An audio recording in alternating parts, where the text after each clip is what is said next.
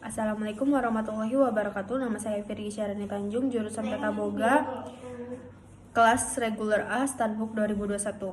Di video kali ini saya akan menjelaskan tentang kausa Pancasila dan hubungannya dengan tantangan global. Sebelum kita membahas materi yang akan saya sampaikan, terdapat 4 teori asal mulanya Pancasila, yaitu adalah kausa materialis, kausa formalis, hingga kausa finalis. Kausa materialis, menurut Arianus, Hareva, dan Soliat-Mandaliwu dalam buku teori pendidikan Pancasila yang terintegrasi pendidikan anti korupsi tahun 2020, kausa materialis atau asal mula bahan berarti bangsa Indonesia merupakan asal muasal bahan pembentukan Pancasila. Lebih spesifiknya, nilai kebiasaan, kebudayaan, adat istiadat, serta agama dalam bahasa Indonesia dijadikan bahan dasar untuk menyusun Pancasila. Bisa dikatakan Pancasila berasal dari kepribadian serta pandangan hidup bangsa Indonesia. Kausa formalis disebut juga asal mula bentuk atau bangun, artinya bagaimana Pancasila dirumuskan atau disusun, sebagaimana tercantum dalam pembukaan Undang-Undang Dasar 1945. Kausa formalis menjelaskan bagaimana awal mula Pancasila terbentuk atau dibangun. Dalam hal ini, Insinyur Soekarno dan Muhammad Hatta serta BPUPKI sangatlah berperan besar ketika pihak ini menjadi tokoh utama dalam perumusan serta pembahasan susunan Pancasila yang hingga saat ini terus digunakan bangsa Indonesia.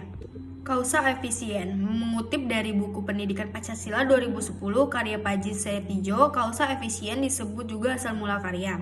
Artinya bagaimana Pancasila dijadikan dasar filsafat negara. Dalam hal ini PPKI menjadi asal mula karya Pancasila. PPKI sebagai pembentuk negara serta atas kuasa pembentuk negara. Akhirnya pengesahan Pancasila menjadi dasar negara yang sah. Pengesahan ini dilakukan setelah adanya pembahasan dalam sidang BPUPKI dan Panitia 9. Kausa finalis disebut juga asal mula tujuan. Pancasila dirumuskan serta dibahas dalam sidang pendiri negara. Tujuannya untuk menjadikan Pancasila sebagai dasar negara. Maka kuasa finalis dari terbentuknya Pancasila adalah sebagai dasar negara.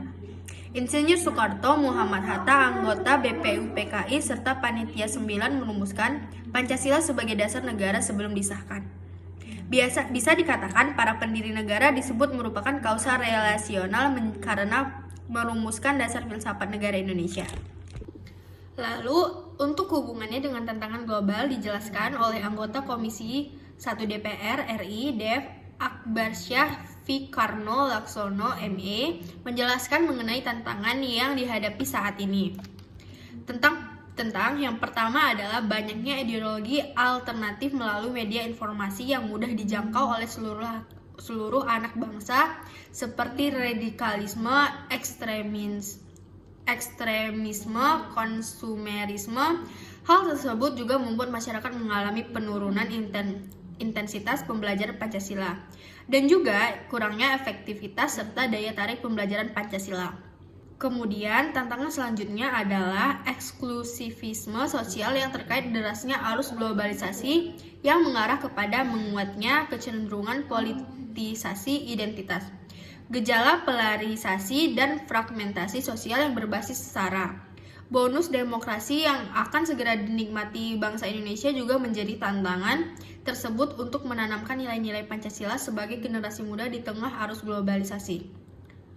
Dari tantangan global di atas bahwa dalam era globalisasi ukuran atau standar nilai sosial budaya masyarakat global ikut mempengaruhi eksistensi kepribadian bangsa pada umumnya dan khususnya bagi bangsa Indonesia.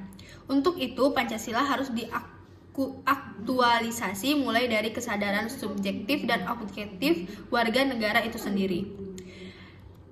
Kesadaran secara subjektif adalah pelaksanaan pada setiap pribadi perseorangan, setiap warga negara, setiap individu, setiap penduduk, setiap pengusaha, penguasa, dan setiap orang Indonesia.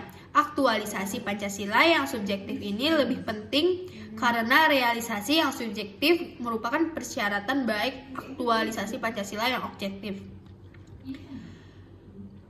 Aktualisasi Pancasila yang subjektif ini sangat berkaitan dengan kesadaran, ketaatan, serta kesiapan individu untuk merealisasikan Pancasila. Dalam pengetahuan ini, pelaksanaan Pancasila yang subjektif mewujudkan suatu bentuk kehidupan di mana kesadaran wajib hukum telah berpadu menjadi kesadaran wajib moral. Sehingga suatu pembuatan yang tidak memenuhi wajib untuk melaksanakan Pancasila bukanlah hanya akan menimbulkan akibat hukum, namun yang lebih penting lagi akan menimbulkan akibat moral. Sehingga suatu pembuatan yang tidak memenuhi wajib untuk dilaksanakan. Globalisasi dengan segala dampak yang ditimbulkannya bagi bangsa Indonesia semestinya memberikan pengaruh positif. Oleh karena itu, tantangan nyata bagi kehidupan berbangsa dan bernegara yang harus dihadapi saat ini adalah bagaimana tindak tanduk dalam merespon fenomena globalisasi dengan berpedoman pada nilai etika Pancasila sebagai warisan budaya luhur bangsa Indonesia.